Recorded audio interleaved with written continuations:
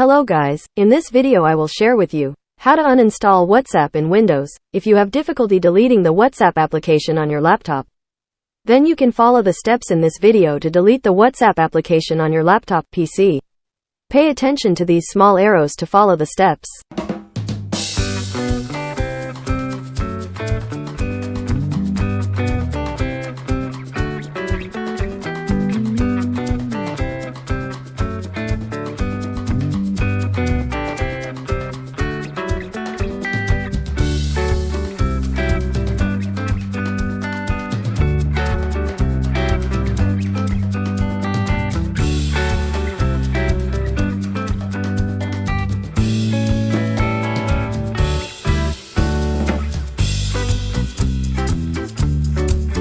Apart from that, you can also delete the WhatsApp application through here.